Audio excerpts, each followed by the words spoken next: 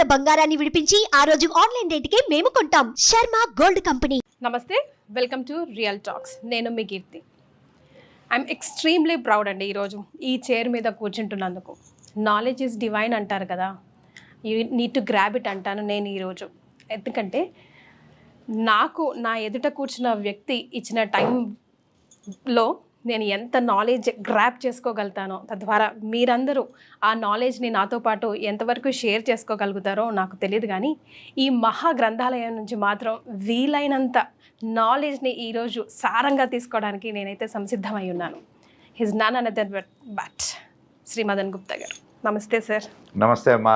Sir, ముందుగా మీ ఆశీర్వచనం. ఓం నమః శివాయ. మన భారతదేశంలో అత్యంత పురాతనమైన సంపద ఏదైనా ఉంది అంటే అది ఆలయం. అంటే దేవుడా అంతర్యామి సర్వంతర్యామి అంటూ ఉంటారు కదా, మనం ఇంట్లో కూడా పూజ చేసుకున్నా ఆయన ప్రసన్నం చేసుకోవచ్చు కదా.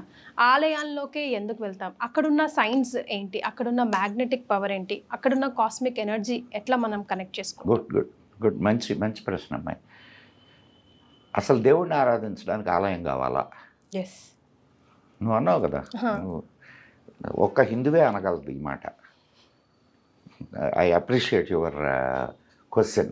సార్, ఒక్క హిందువు మాత్రమే సర్వాంతర్యామి అయినటువంటి భగవంతుడికి ఆలయం ఎందుకు? ఇదే కదా మంచి ప్రశ్న. ఎస్, సర్వాంతర్యామి ఆయన. కానీ ఆ సర్వాంతర్యామిని నువ్వు ఊహించగలవా? ఊహించగలవా? ఊహించలేను. మేబీ ఐ కెన్ ఫీల్ కాగలవా? మేబీ అంటే ఉన్నాడేమో అనుకుంటాను. ఉన్నాడు ఉన్నాడు అనేది నువ్వు చెప్తున్నావు, ఉన్నాడు అని చెప్తున్నావు. కానీ ఎట్లున్నాడు, ఎక్కడున్నాడు, ఏం చేస్తున్నాడు, తన స్వరూపం ఏంది, తన పేరేంది, ఊరేంది ఊహించగలవా? ఊహించలేము. బట్ మిగతా మతాల వాళ్ళ ఫర్ ఎగ్జాంపుల్గా తీసుకుంటే వాళ్ళకు కూడా లేవు కదా. బట్ దే స్టిల్ ఏం లేవు రూపాలు లేవు కదా. ఏం లేవు. వాళ్ళకు కూడా ఒక రూపం ఉన్నా ఒకటే. నేను బైబిల్ నుంచి ఒక మాట చెప్తా. ఫస్ట్, భగవంతుడు తనలాగే యాడమ్ను సృష్టించను. బైబిల్ వాక్యం. యాడమ్కి రూపం ఉందా? యాడమ్కి రూపం ఉందా లేదా? యాడమ్కి రూపం ఉన్నప్పుడు భగవంతుడికి రూపం ఉంటుందా లేదా? లేదని చెప్పగలవా? సరే, ఓకే. వాళ్ళు ఏ రూపాలు ఏ గుర్తులు లేకుండానే ప్రార్థనలు చేస్తున్నారా? సిలువ పెట్టుకొని ప్రార్థన చేస్తున్నారా లేదా? చేస్తున్నారా లేదా? అంటే ఒక గుర్తు అవసరం, ఒక గుర్తు అవసరం. Right, okay. క్రిస్టియన్లు, ముస్లిమ్స్ ఏమీ లేదంటారు. మక్కా ఎందుకు? మక్కాలో రాతికి ఎందుకు పూజ చేస్తారు? ఏ పని చేసిన వాళ్ళు మక్కా వైపు తిరిగి ఎందుకు ప్రార్థనలు చేస్తారు? అది రూపం కాదా? మక్కాలో ఉండేది ఒక రూపం కాదా? శిల రూపం కాదా? మాకు ఒకటి రెండో మూడో, మీకు ఇంత కోట్లాది మంది. ఆ కన్ఫ్యూజన్ లో మీరు అసలు ఎవరిని ప్రార్థించకపోతున్నారు? ఏ కన్ఫ్యూజన్ లేదు హిందువులకి ఏ కన్ఫ్యూజను లేదు. హిందువులు వెరీ క్లియర్ ఇన్ దైర్ పూజా పద్ధతి. వాళ్ళు చాలా క్లియర్గా ఉన్నారు. ఫర్ ఎగ్జాంపుల్ నువ్వు ఈ ఆఫీస్లో పనిచేస్తున్నావా సార్? ఈ ఆఫీస్లో ఎంతమంది ఉన్నారు? More than 500 members. దీని ఓనర్ ఎవరు? సుమన్ సార్. అంటే నేను నాకు తెలుసుకోవాలనే ఉద్దేశంతో కాదు, చెప్పాలనే ఉద్దేశంతో కాదు. సుమన్ ఒక్కడ జాల్డా ఇవన్నీ చేసుకోవడానికే? సుమన్ ఒక్కడ సరిపోతాడా లేదా? సరిపోలేడు. Multiple things. సుమన్ సరిపోడు కాబట్టి సుమన్కి వీళ్ళందరూ సహాయం చేస్తున్నారు కాబట్టి సుమన్ టీవీ ఒకటి ఇదవుతుంది, ఎమర్జ్ అయింది. మరి ఈ విశాల విశ్వాన్ని పాలించడానికి ఎంతమంది కావాలి? ఇప్పుడు 33 కోట్ల మంది దేవతలు సరిపోతారా? కావాలా పర్లేదా? కావాలి సార్. సో ప్రతి ఒక్క ఫినామినాకి ఒక God. Vishnu is the protector, Brahma is the creator. Rudra, Shiva is the destroyer. అవునా కదా? 100% సార్. అండ్ నీకు పోషకుడు, ప్రొటెక్టర్. ప్రొటెక్టర్కి ఏం కావాలా? విష్ణువు ప్రొటెక్టరు. ప్రొటెక్టర్కి ఏం కావాలా?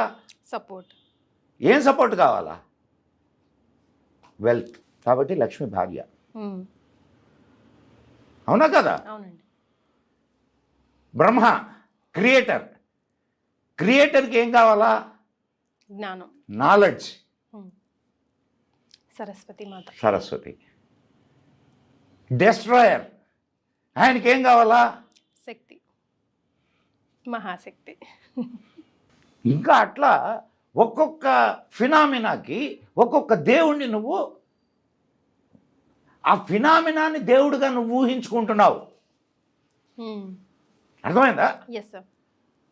సో దాన్ని ఆరాధిస్తున్నావు. సో రూపం లేని దేవుడు, ఆయన్ని ఊహించాలి అని అంటే నీకు ఏదో ఒక రూపం కావాలా.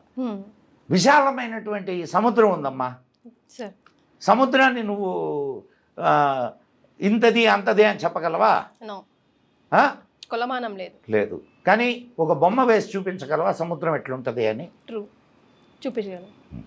ఇది కూడా అంతే. అవునా కదా? అవును సార్. అండ్ సరే, చిన్నప్పుడు నీకు ఇదో మన భూమి ఇట్లా ఉంది అని మనకు ఒక బాల్ లాంటి గుండ్రటి గ్లోబుని చూపించారు. ఆ గ్లోబు భూమే కాదు. నీకు ఈ భూమి తెలియాలి అంటే, ఈ భూమి ఎట్లుందో తెలియాలి అంటే ఒక రిప్లికా కావాలి. సో విశ్వమంతా వ్యాపించి ఉన్నటువంటి ఆ భగవంతుడు నీకు తెలియాలి అని అంటే ఒక ఆయనకు రిప్లికా కావాలి. నువ్వు అక్కడికి వెళ్ళి ఏ దేవాలయానికైనా వెళ్ళమ్మా, విష్ణు దేవాలయానికి వెళ్ళు, శివుడి దేవాలయానికి వెళ్ళు, లేకపోతే అమ్మవార్ల దేవాలయాలకు వెళ్ళు, గణపతి దేవాలయానికి వెళ్ళు, నువ్వు ఏ దేవాలయానికైనా వెళ్ళు.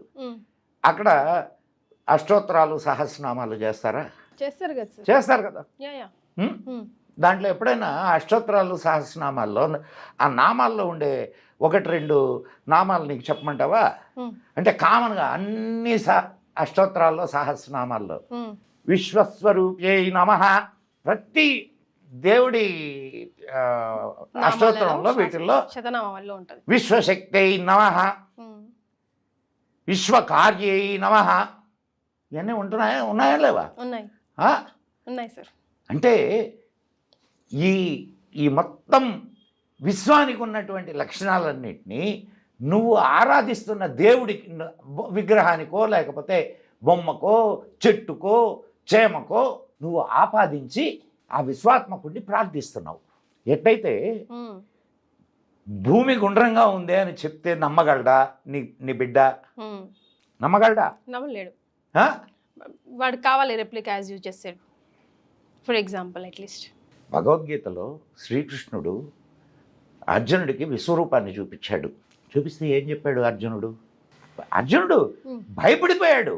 భయపడిపోయి అయ్యా నీ విశ్వరూపాన్ని నేను చూడలేను, నువ్వు మళ్ళా మామూలు స్వరూపానికి రావయ్యా అని ప్రార్థన చేశాడు.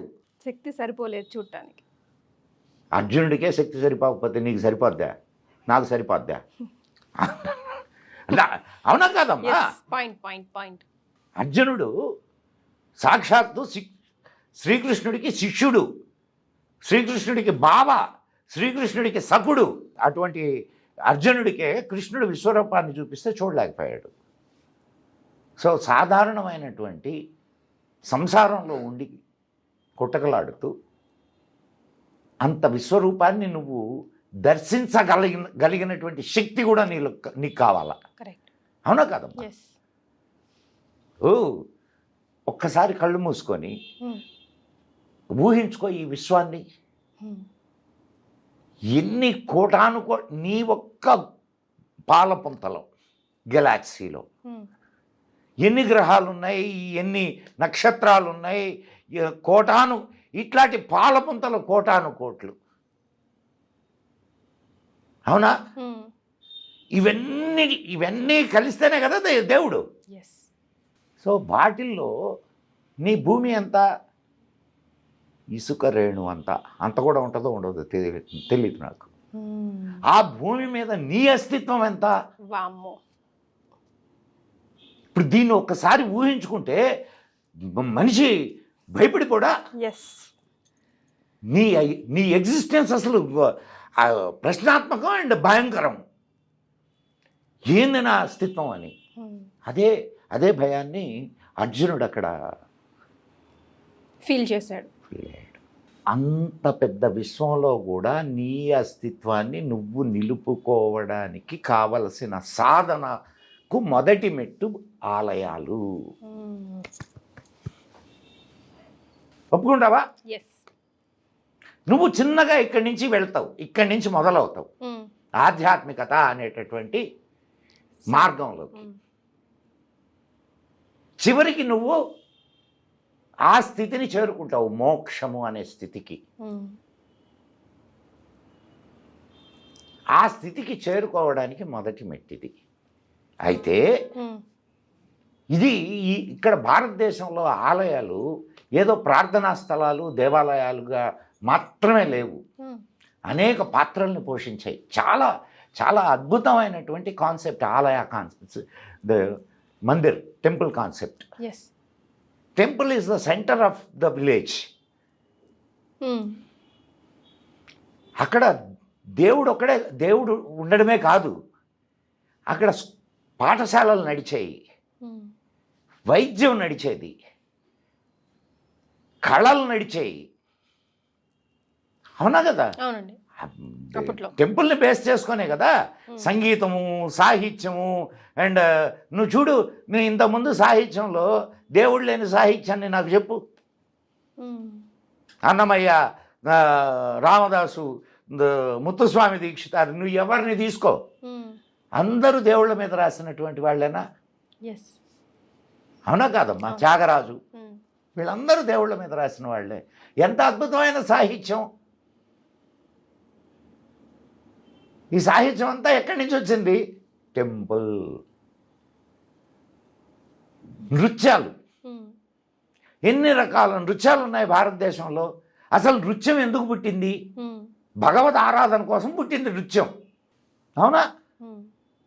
సరే, ఇప్పుడు వెర్రి తల్లలు వేస్తూ ఉంటుంది. ఎప్పుడు సమాజం నిలకడగా ఉండదు, సమాజం నడుస్తూ ఉంటుంది. సమాజం నడుస్తూ ఉన్నటువంటి ఈ క్రమంలో అనేకమైనటువంటి అంటే అనాచారాలు కూడా ఎంటర్ అవుతూ ఉంటాయి. వాటిని తొలగించుకుంటూ పోతూ ఉంటుంది సమాజం. అది ఒక్క భారతీయ సమాజానికి మాత్రమే వర్తించుద్ది. దక్కిన ఇదిగో ఇక్కడ ఇట్లా రాసింది కాబట్టి ఇట్టే చేయాలా, అది భారతీయులకు లేదు. అది నీలో తప్పుంది అంటే తప్పుంది ఒప్పుకుంటాడు. చైల్డ్ మ్యారేజెస్ తప్పు. ఈరోజు హిందూ సమాజంలో చైల్డ్ మ్యారేజెస్ జరుగుతున్నాయా? ఎస్, లాంగ్ బ్యాక్ కరెక్ట్ చేసుకున్నాం. తప్పు అనేది నీకు అర్థమైంది, అర్థమైంది, దాన్ని కరెక్ట్ చేసుకున్నాం. ఈనాటికి ముస్లిం సమాజంలో అదే చైల్డ్ మ్యారేజెస్ ఉన్నాయి. తెలుసా లేదా? ఎస్, కొన్ని చోట్ల జరుగుతున్నాయి సార్, వింటూనే ఉన్నాం కదా తరచుగా. సతీ సహగమనం ఈరోజు ఉందా? లేదు. రెక్టిఫై చేసుకున్నావా లేదా? ఎస్. కానీ తర్వాత వేరే సమాజాల్లో తలాకులు ఉన్నాయి. ఈనాటికి ఉన్నాయా లేదా? ఉన్నాయి. నలుగురిని పెళ్లి చేసుకుంటున్నారా? హిందూ సమాజంలో నలుగురిని పెళ్లి చేసుకుంటారా? ఏ వాడు చేసుకోండి, నీకేమైంది? మన ధర్మం ఒప్పుకోదు సార్. మన ధర్మం కాదు, చట్టం. మన ధర్మం ఒప్పుకుంటుంది. కృష్ణుడికి 8 మంది భార్యలు, రాముడికి ఒక్కరే. కానీ వాళ్ళ నాయనకి ఎంతమంది? 3. అవునా కాదా? సో బహుభార్యాత్వం అనేది. కానీ మన ధర్మం నో చెప్పలేదు దానికి. నో చెప్పలా ఇప్పటికి. కానీ రాముడు ఏకపత్ని వ్రతుడు. రాముడిని ఆదర్శంగా తీసుకుంది ఈ జాతి. అండ్ మనకు హిందూ మ్యారేజెస్ యాక్ట్లో ఏకపత్ని వ్రతం అనేదాన్ని పెట్టారు. దాన్ని అనుసరిస్తుంది, మంచిది. It's good. It's good for ladies, good for gents. So దాన్ని అనుసరించడానికి హిందువులు సిద్ధపడ్డారు. So progress correction always we accept. Yes.